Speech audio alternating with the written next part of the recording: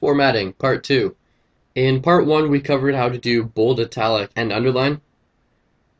In this, we're going to cover how to do subscript, superscript, code, and pre-formatted text. First, we're going to start off with subtext. Sub or subscript is the element that will make your text below regular text line. For example, right in the title here, we have the letters SUB, and it's about halfway down from the regular line. How we do this is we just use the sub element, and tag is SUB, just close it with SUB, and it'll display your subscript text like that. Now this can seem a little bit useless at first, so why would we use this? Perhaps when you're writing a chemical formula or an element, you would want to use this. If we take a common element such as water and write it without the subscript, it looks like this. Which isn't bad, people still understand, but if we use the subscript, it looks better. We have H2O down there, and it looks a lot more professional. And depending on what type of website you're going to make, you may want to look a little more professional. Here's a trick to remembering what sub does. A sub, or submarine, is underwater. So your subtext is going to be under the regular text line. Next we have our superscript text. And this is the exact opposite. Instead of bringing our text below the text line, it's going to bring it above. And it's the exact same thing as sub from earlier. It's just SUP as in programming instead of SUB as in Bob. And it displays it like this.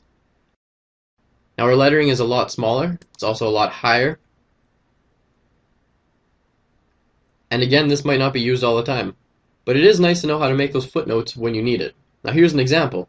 There was a man who worked for a living. Well, if you wanted to define who man was, you could create a footnote.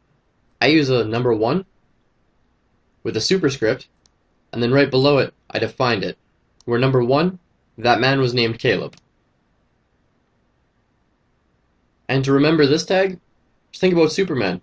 We have soup, or man, and he flies high above all the other text.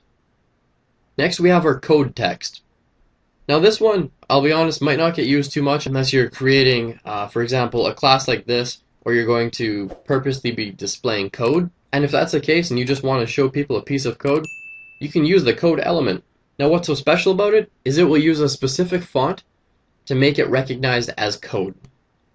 For example, up here we open it, we close it, and we got our content inside, and it displays it like this. It looks a lot more like computer code than it does regular text. And finally, we have our pre-formatted text.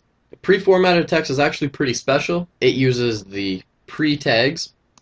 Pre-formatted is the long name, but you just use PRE. And if you look at our code up here, it's going to display it exactly how we wrote it. So up here we have a lot of spacing. Typically with HTML, your browser will try and remove more than one space. If you use a pre-formatted text, you can use 2 spaces, you can use 2,000 spaces, and it will preserve all of them. With pre-formatted text, you also don't have to use any line breaks. So there's no need to use the BR tag. You can simply cut down to the next line. For example, from here to here.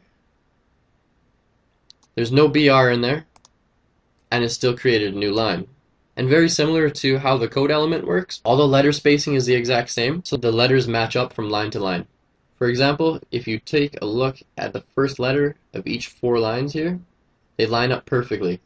Even the smaller letter, such as I, matches perfectly with a capital T, which is a much larger letter.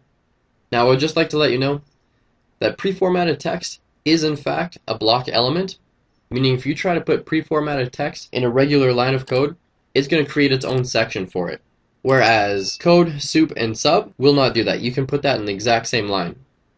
Now I just want to quickly go over some of the differences between code and pre-formatted. Code can be used beside other text. Like I said, it's not a block element, but it does not preserve spacing, and it does require you to use BR tags.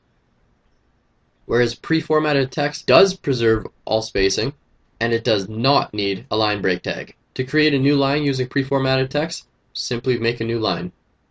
Many developers use pre-formatted text over code because of these attributes it has. It's nice to be able to copy a piece of code into an HTML page wrapped by the pre-tags and not worry about fixing all the spaces, changing the font, or making it a unique section. If you're just starting off with HTML, these may not apply to you for a little while yet. However, in the event that you do need a reference, you now have one here.